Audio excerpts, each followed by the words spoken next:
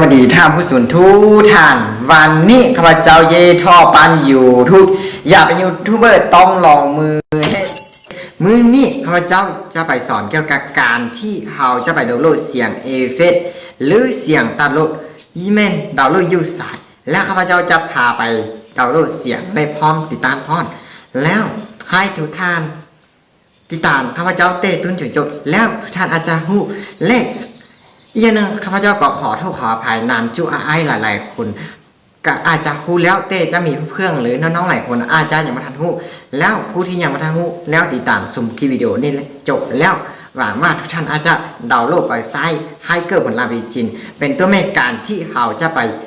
ประกอบการเราจะไปประกอบการที่เราเฮ็ดมอวีหรือเฮ็ดวิดีโอหนังเพื่อลอง YouTube เพราะว่าในยุคนี้พวกเรากำลังเข้าสู่ยุคโลกออนไลน์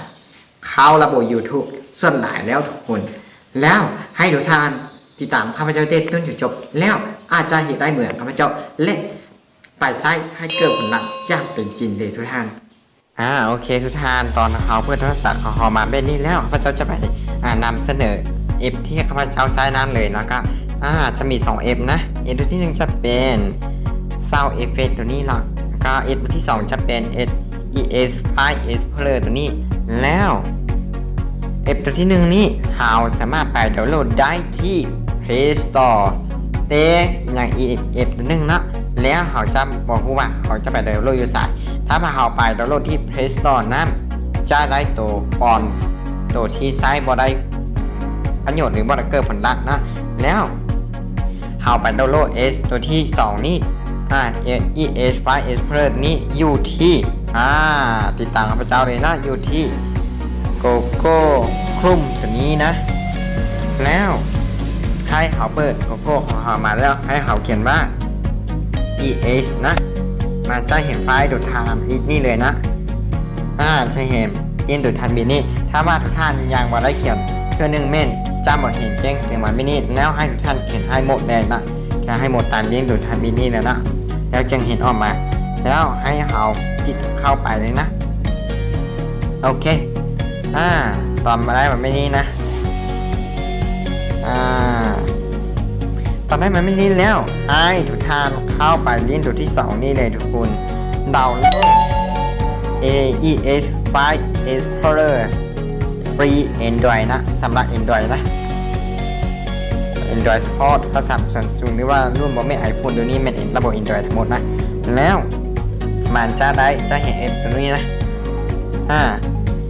ES Explorer ตัวนี้และจะเห็นบอลว่าดาวน์โหลดนะแล้วเรากดไปที่ว่าดาวน์โหลดเลยทุนไปดาวน์โหลดแล้วมันจะค่อยๆแจ้งเตือนมามันจะเห็นว่าให้เรากดปุ่มดาวน์โหลดสีฟ้านี่แล้วมันจะดาวน์โหลดเองมาให้เราแล้วถ้าสำหรับข้าพเจ้าข้าพเจ้าดาวน์โหลดไปแล้วข้าพเจ้าจะหยุดเลยหรือว่า cancel นี่นะแล้วข้าพเจ้าจะไปสอนวิธีเราจะติดตามเสียงนั้นเลยนะแล้วเราเข้าไปที่ ES Explorer นี่ตอนได้แบบนี้แล้วจะมี F หลาย F แล้วให้เราไป F ตัว FU F ตัวนี้นะโอเคนะตอนออกมาหน้าตั้งมาแบบนี้แล้วให้เราไปเลือก F ตัวที่เราจะต้องการเลือกนะข้าพเจ้าจะไปเลือกคือ Sound Effect นะเราไปเอามือจ้ำเลยนะจ้ำให้ดูนะครับจะเห็นหลายตัวที่สร้างมาด้านนี้แล้วแล้วให้เขาติดไปบอลว่าเบ็ดกับตัวนี้นะติดเบ็ดกับเลยเข้าไปเบ็ดกับให้แบบเป็นนี้แล้วให้เขาออกระบบอีกทีนึงนะแล้วไปเขียนว่า Sound Effect นี่แล้วพุ่งไปเลยแล้วจะเห็นเป็นว่า S คือ F นี่มาแล้วติดอีกทีนึงแล้วให้เราไปที่ดั้มลุ่มสุดนี้สุดนี้เลยติดหม้อนี่แล้วให้ไปที่ extract to ตัวนี้จะมีเครื่องหมายเป็นแบบนี้นะตัวนี้เลยก็เข้าไปนะโอเคตอนนี้ได้แบบนี้แล้วเราติดเข้า ำว่าโอเคเลย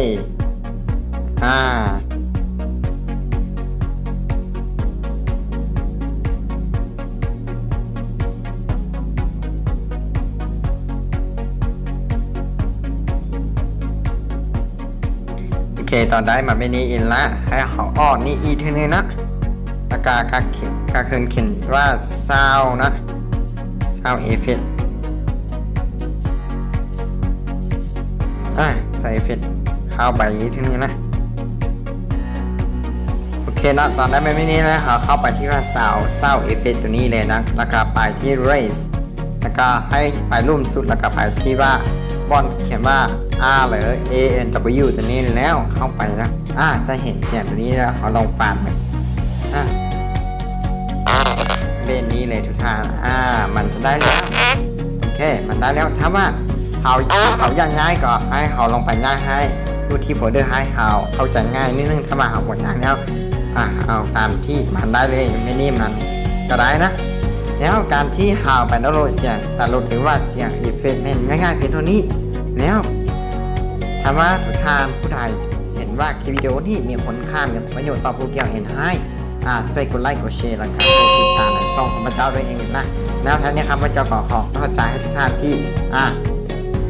ติดตามข้าพเจ้าติดต้นจากจุดอาจจะนำความรู้ดีๆเป็นนี่ไปซ้ายให้เกิดผลลัพธ์ยันเป็นจริงขอขอบใจทุกท่านนะ